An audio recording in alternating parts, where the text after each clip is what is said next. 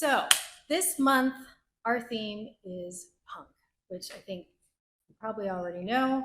Punk is about pushing back when something doesn't feel right. It's about speaking up and showing up and doing things your own way, even when it's messy, even when it's hard, and even when you make mistakes.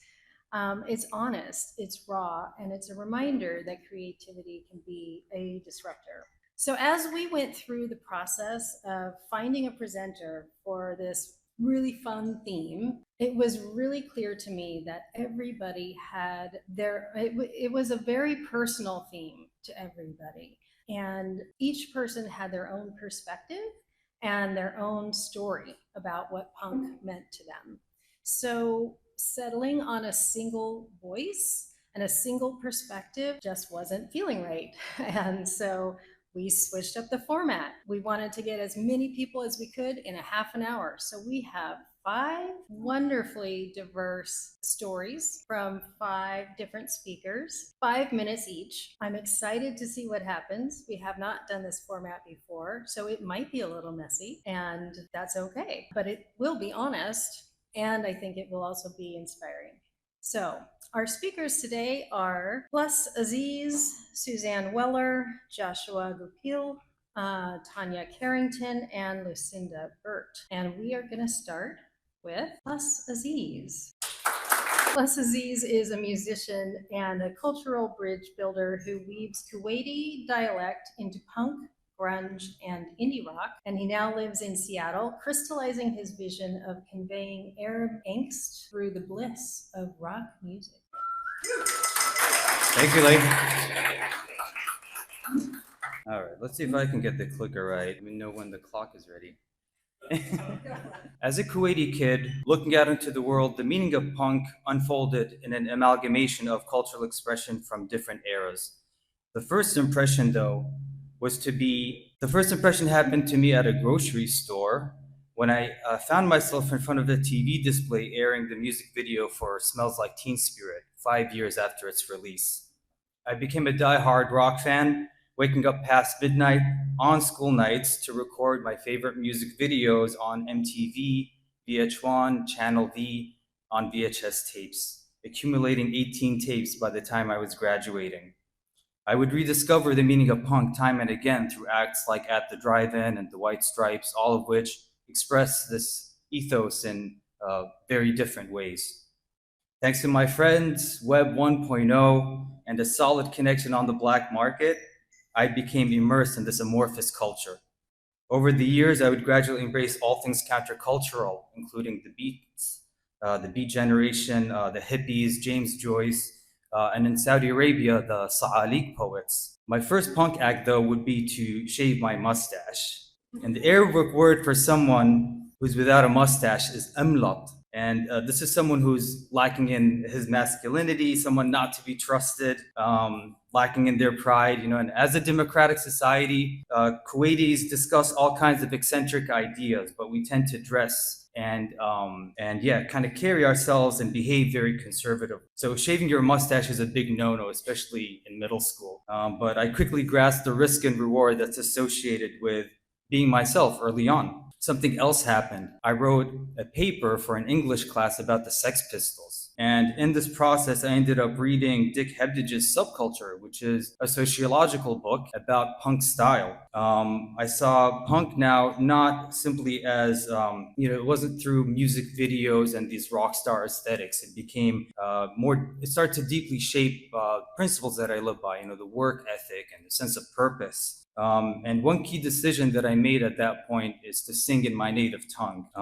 I would have loved to hear Arabic over alternative and punk music growing up, so I started to invest in this path towards my band, Kuwaisiana. Cities like Beirut and Cairo already had a legacy of indie bands and controversial songs, so I never really felt alone. I just wanted to join them in giving those policing the Arab identity a giant middle finger and, to grow a porous community of outcasts and to really exercise my right to have a voice, whether that's one of positivity or negativity. So this puts me at odds with the glitzy, commercialist, nationalist, wave-shaping contemporary Khaliji culture in the Arabian Gulf. And Kuwait is a very unique case study. Since the Gulf War, Kuwait has seen a decline that could inspire hundreds of punk songs.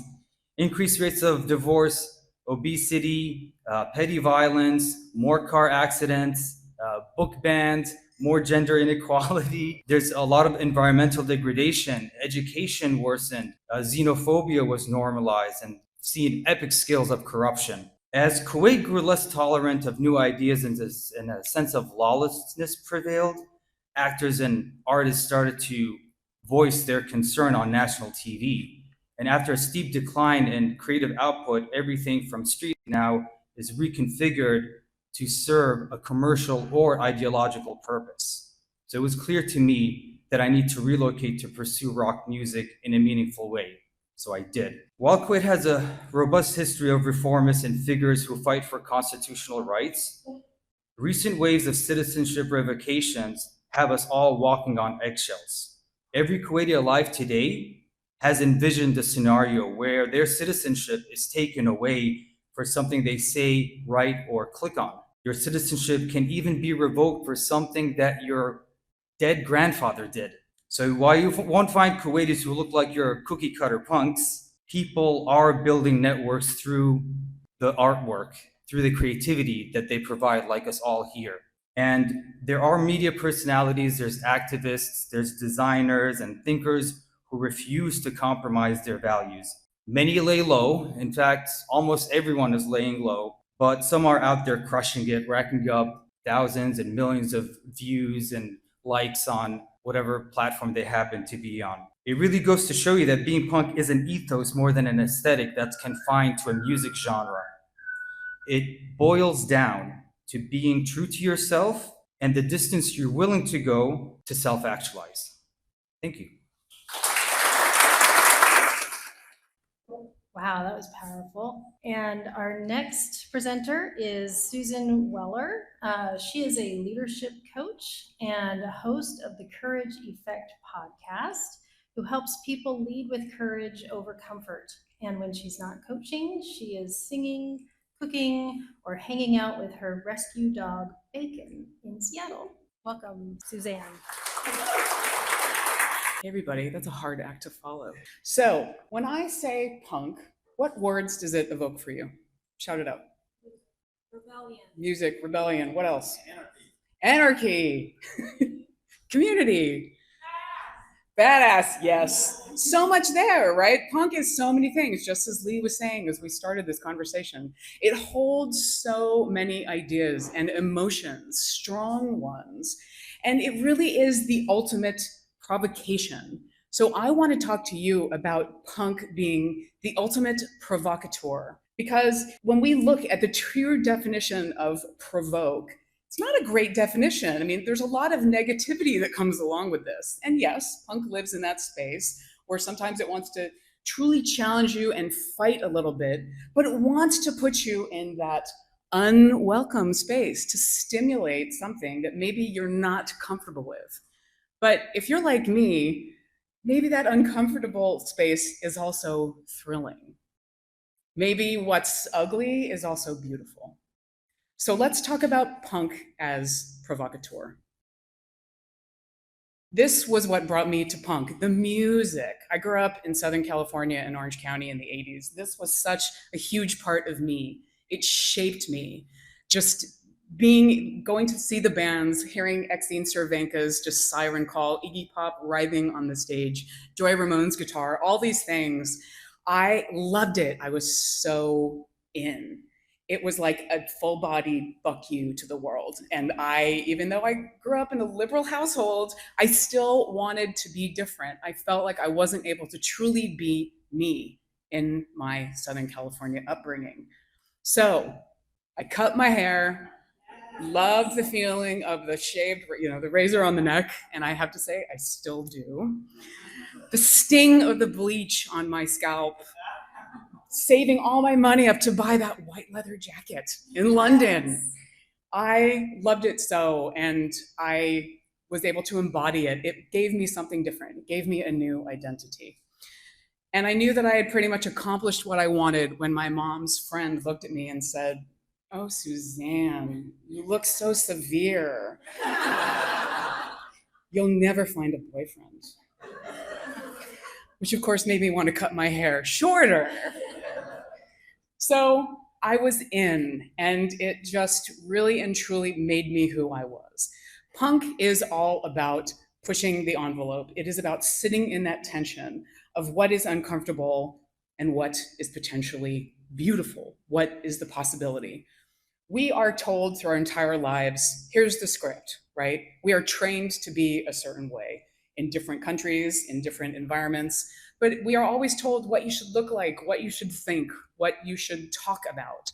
And this is reinforced by all of these systems in our world, our families, our schools, our companies, our government, and also social media. Let's look at all of these aspirational ideas of perfectionism and beauty that everybody's telling us we can be aspiring to.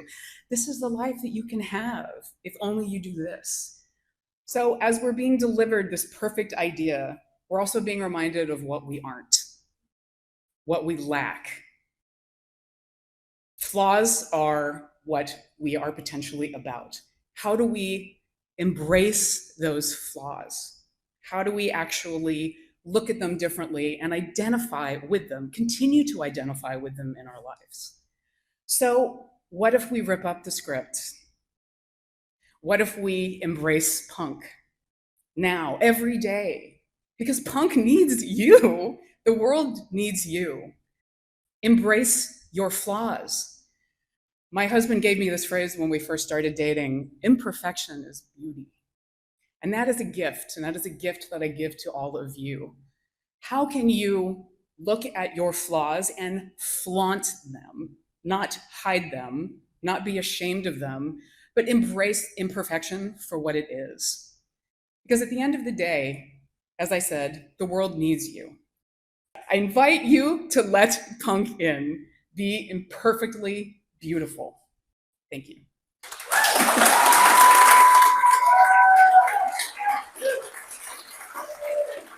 Thank you, Suzanne. I love that. Screw conformity. All right. Joshua Gupil is a queer singer-songwriter and artist who creates heartfelt music and joyful art that helps people feel seen. Joshua draws inspiration from the outdoors as a runner, climber, and a photographer. Please welcome Joshua.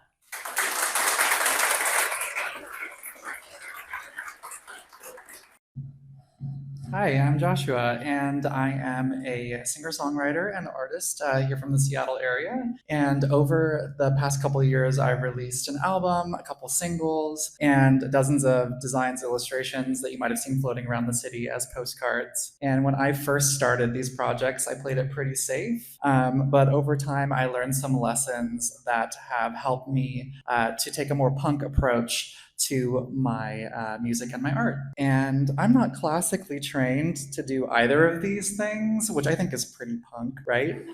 But when you're self-taught, it's really easy to feel like an imposter. So I graduated from UW with a degree in French, and my first job was as a researcher and content editor at a self-proclaimed scrappy local design startup. And I was constantly looking over the shoulders of the illustrators. I thought they were so talented, and I loved what they were doing. I loved what they were making, way more than what I was doing. And so I quit, very punk too, took a year off and retrained myself in design, and started working in the industry. But for a long time, I felt like I was playing catch up to my legit former colleagues.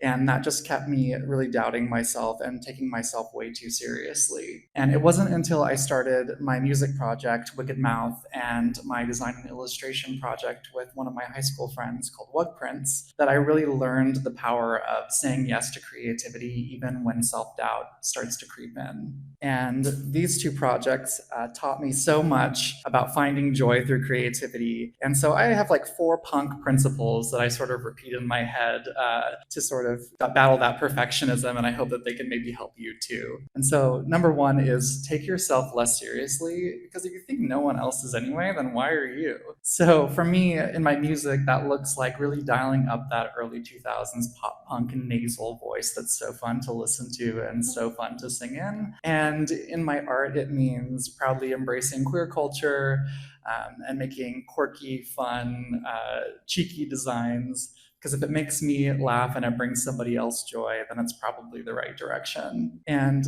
number 2 is people will like your worst art. So just be proud of everything you make and put it all out there. When I first started making designs and postcards and selling them around the city, I made the South Lake Union trolley design, for example, Ride the Slut. And I thought, nobody is gonna buy this. This is way too cheeky, way too weird, way too niche. But it actually ended up being my bestseller. It sells out all the time. People are obsessed with it. It drives me nuts.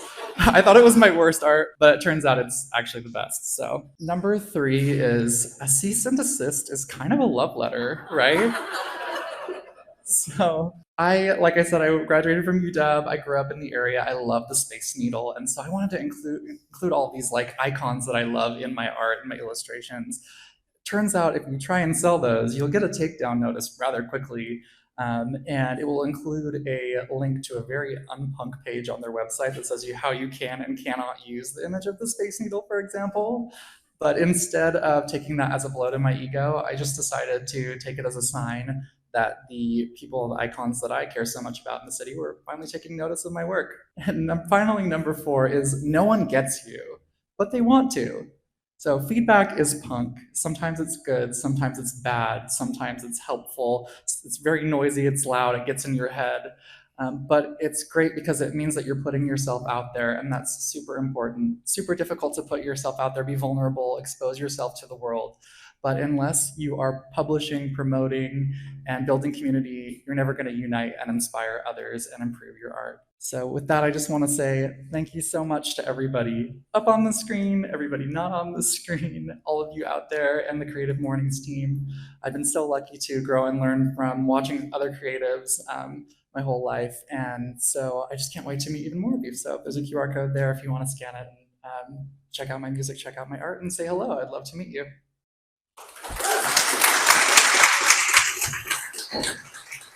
Thank you, Joshua. And I would encourage you to check out his music. It's on Spotify. It's also on our playlist. So we'll send out a link to our playlist in our next email. All right, next up we have Tanya Carrington. She's one of our volunteers as well, but she is a graphic designer and a visual storyteller who chases curiosity, seeks meaning in beauty, and believes that design, like music, can whisper truth or shout for justice. Welcome, Tanya. Good morning, everyone. My whole presentation is pretty punk. I had a crazy start to the week. My poor puppy got something called HGE. All I know is they get sick, the body says help, and they can't eat, and it's all blood, blood, blood. So I'm a little behind, but in the spirit of punk, who cares, right? Break all the rules. So what I'm going to be showing you is a piece of art that I made called AM, FM, cassette, CD, MP3, vinyl. I'm welcoming you into a digital space of a living room that has a pretty awesome stereo system that has all of these things. And through this, the whole point is for you to see the piece, and I will take you through an animation for the AM, FM cassette part, the CD, MP3, and then the vinyl records. And this is mostly just my journey through music, how it's helped me, and also to invite you guys, because it is a digital living room, to come on in, say, oh, I've never heard that, or oh, I've heard that, and talk about it. So this is my living room. It's pretty sparse, and that's because I don't really like putting too much stuff out. I get kind of nervous. But as you can see, my really awesome illustration in the middle of my device that holds the story. And the whole point is to zoom in on those pieces, and you get to hear a little bit of the music that's kind of gone through my life. Also, I do have to let y'all know, I was born and raised in Miami, Florida. So the first part, you're gonna hear a lot of Spanish stuff. Keeping it real, I never found community in Florida. I actually found community out here. But I cannot deny where I grew up. That place did teach me and help me go through what I am today. Radio Mambi, si es cubana. Y son 95. 89 Jammed, South Florida's true home for hip hop and R&B. Mi burrito 94.9. Is a quick about 35 seconds, and it's just to show you where I started. I was born late 80s, so I was a lot of the radio, especially AM radio. I'm born to Hispanic parents, so the AM radio was important. But I wanted to listen to the cool stuff, so I grew up with salsa, merengue, but then I love R&B. Boyzman is a really big deal to me. And then when I became a teenager, that's where I ran into punk. And I realized, oh wow, I love the sound. I do believe that bass is life. If there's no bass, it just doesn't, it's not fun. You can have the craziest guitars, but if you don't have a bass, I don't really care too much for it. Respect though, but anyway, I am missing two pieces, and that is just due to the chaos, so I'm gonna roll with it. But the idea was to then go to the CD MP3 part. That's where I also grew with music. I'm a really big anime head, so there was a lot of Japanese rock, Japanese pop. I learned of the band Rammstein, who is weird because they're rock and they're also danceable, and I love that. And now in my older age, I have come back around to vinyl, and I came back because of the Beastie Boys were selling their Hello Nasty vinyl version or whatever. I got that, and then I became a big fan of Run the Jewels because I love Killer Mike, and they are definitely super heavy, super punk. I want to take you guys through the rest of that journey. Sadly, I don't have that yet, but I do want to invite you guys to check out Little Bird News, which is a podcast that I'll be doing. I hope to invite some folks in here, especially who tie music and art together, because without the music, you don't have a visual, as our first presenter showed. So check out my first episode, and I look forward to talking to more people about music. Our next and last presenter is Lucinda Burt. I love that we are ending this with a look at punk in the future. So Lucinda Burt is a product design leader from Sydney, Australia, and now based in Seattle. Outside of work, she's raising a bilingual, tricultural family, and she feels most grounded in nature, hiking, snowboarding, or body surfing. Welcome, Lucinda.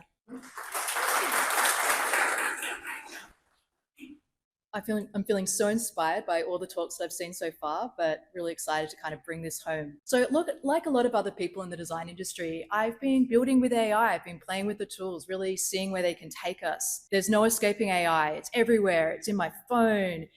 It's summarizing for me when I'm opening up a document, when I'm posting something on social media. But is it also moving us towards this kind of bland conformity?